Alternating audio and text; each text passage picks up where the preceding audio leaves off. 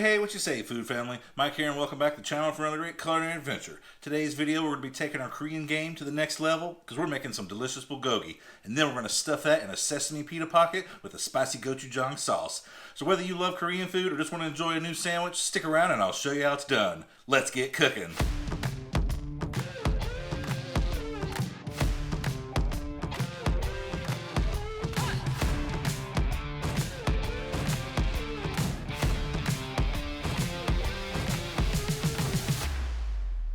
Alright folks, we'll get today's video kicked off by preparing the meat for our bulgogi. Now, as you see in front of me here today, I got this steak already thin sliced. It's meant for shabu shabu. It saves me a little bit of time and effort. Otherwise, you could get yourself some ribeye, New York strip, sirloin, really whatever steak or cut you want to use. Buy it whole, throw it in the freezer for about an hour or two, and then you can thin slice it by hand or use a meat slicer. Or just ask your local butcher to slice it for you.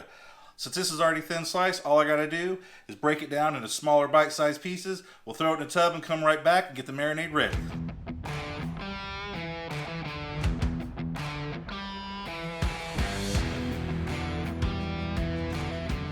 Alright folks, now that we got our beef thinly sliced, ready to go, we can turn our attention to making the marinade for our bulgogi. So, we got some basic ingredients. We're going to do a base level of some soy sauce. We got some sesame oil, rice wine, sugar, minced garlic, and you can use the jarred stuff here because it's got that extra liquid in there, adds a ton of flavor. Some gochujang, which is just Korean red chili pepper flakes, some sesame seeds. Now traditionally you're going to use an Asian pear. I don't have one today, so I'm going to substitute that with some pineapple juice. A lot of great flavor there, and those enzymes actually help break the meat down, adds a ton of flavor, and tenderizes the meat somewhat. And we'll finish off with a little bit of a secret ingredient I learned from a Korean family I lived with, a little bit of soda. So we're going to get these mixed together and we'll be right back.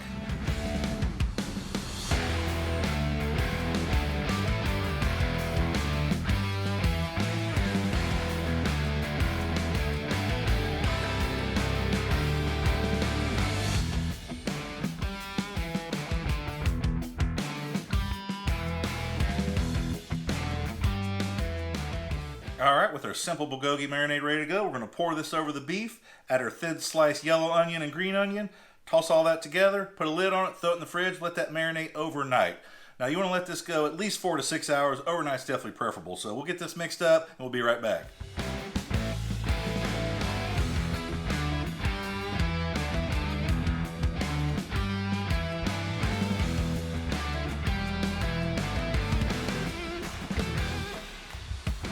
Alright folks, we got our bulgogi mixed up. It's in the fridge, going to marinate overnight, so now we can turn our attention to making that sesame seed pita dough. Now this is a real simple 75% hydration dough, flour, salt, water, and yeast. I've gone ahead and put the yeast in the warm water about 105 degrees or so and let that sit about 15 to 20 minutes so I can start to rehydrate. Just using instant yeast today, nothing special. So now we can go ahead and get this mixed up. We're going to mix all these ingredients together, form it into a ball, put a lid on it, and throw this in the fridge as well overnight. So both of these will be ready to go tomorrow. So let's get these mixed up. We'll just add our salt to the flour, and I will put the amounts of the ingredients in the description box below. Real simple yeast, like I said, or dough. And all we gotta do is mix it together. So I'll get this mixed up, we'll throw it in the fridge, and I'll see you tomorrow.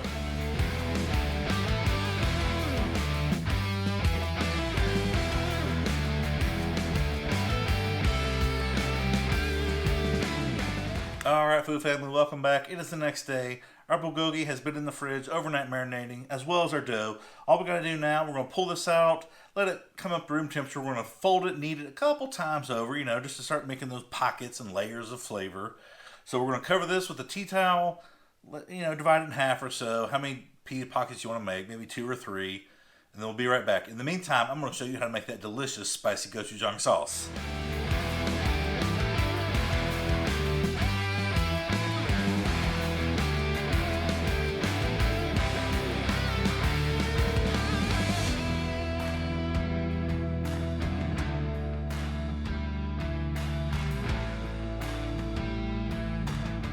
We'll get our delicious bulgogi pita pocket sauce started out with some low sodium soy sauce. Next, add a bit of rice wine vinegar. Now we'll sweeten things up with some agave syrup. Of course, we got to go on with some gochujang, Korean red chili flakes, a little bit of sesame oil. Of course, we can't forget our ginger and garlic paste. And we'll finish up with some gochujang. Now that we have all our ingredients in the pot, give it a stir, set the temperature to medium, and let that simmer for about 8 to 10 minutes.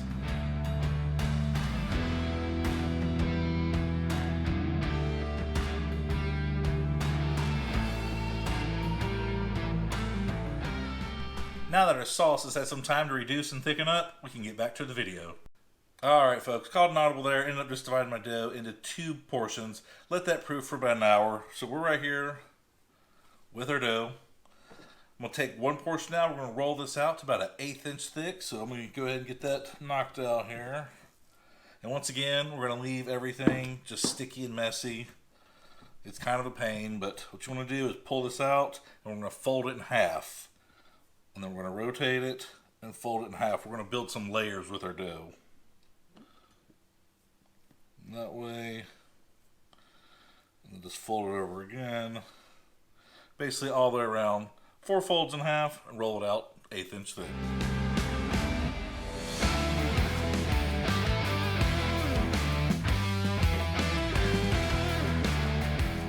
Alright, doesn't have to look real pretty at this point. What we're going to do is just spray this with just a bit of water.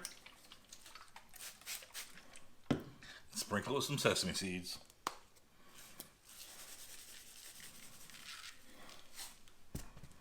And let's give that a quick roll.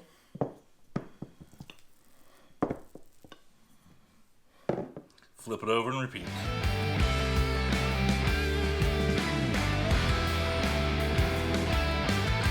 Alright, our pita dough is ready to go. You may be asking yourself, hey Mike, how are we going to cook this today? Well, we're going to be air frying it. 400 degrees, 7 minutes. I'm going to go ahead and throw this in the air fryer. We'll get it cooked. We'll come right back and check it out.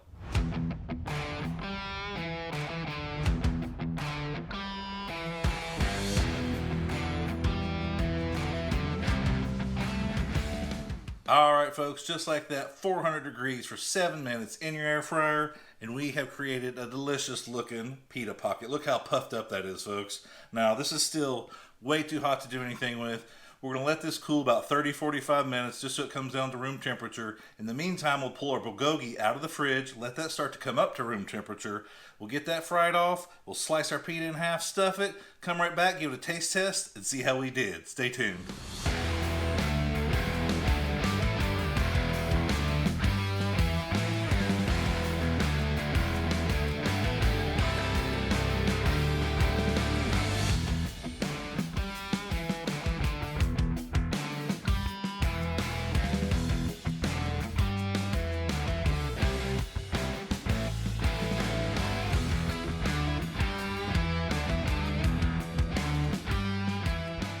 Alright folks, and just like that, we've assembled ourselves a beautiful and delicious smelling Bulgogi Pita Pocket sandwich. Now, I've never seen this done before, so I don't know if I'm actually the first, but I'm going to claim first dibs on this one. I created this bad boy. Now, it smells and looks absolutely delicious. I sauteed my bulgogi for about 2 to 3 minutes. That beef is sliced thin to begin with, so you don't want to overcook it, but we let it come up to room temperature, sear it off in that hot cast iron skillet. We got it nailed here today, folks. Now, before I dig in too much, I'm just going to take a quick bite of the bulgogi. I mean, I already know what this tastes like because I make this all the time and it's one of my favorites. Delicious, as always. Now, don't forget, we made that sauce earlier in the video, remember? So let's add some of this. Now, this has got a little spice to it. Nothing overpowering. So I'm just going to pour a little in here.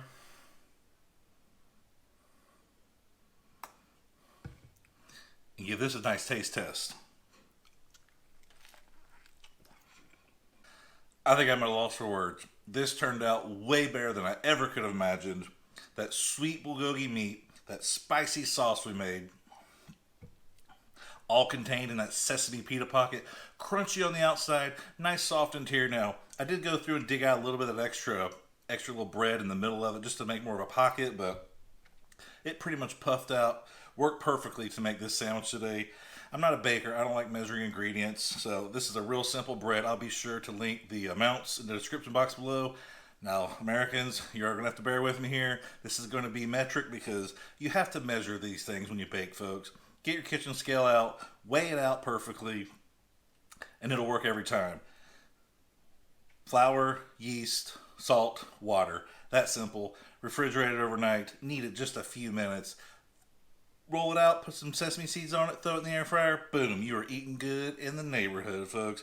This Bulgogi Pita Pocket sandwich, it's a game changer. Like I said, if If you like what I made here today, be sure to check the links in the description below. Not only will I write the instructions for that pita bread, but also for my bulgogi. I'll link you straight to the website for that. While you're there, be sure to check out a lot of other great recipes. www.grubongrub.com. You can find all sorts of Korean food.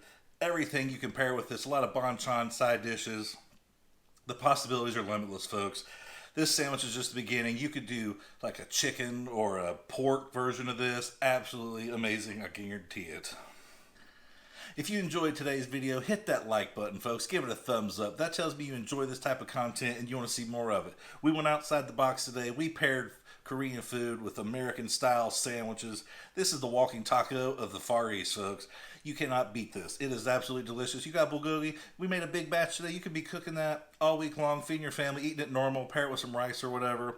But I'm telling you what, you want a sandwich to go, take this to work real quick, boom, you are eating good, folks. It's really that delicious. And this sauce, you can leave it off. It's absolutely amazing without it, but that brings some heat to the table.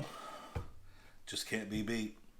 If you like this type of stuff, be sure to subscribe, folks. Hit that notification bell so YouTube sends you a reminder every time I put out a video. You don't want to miss a single bit of action, folks. I'm telling you what, trust me, get in on this one. Check those links. Other than that, folks, been a pleasure cooking for you once again. Mike here signing off. Until next time, just keep cooking.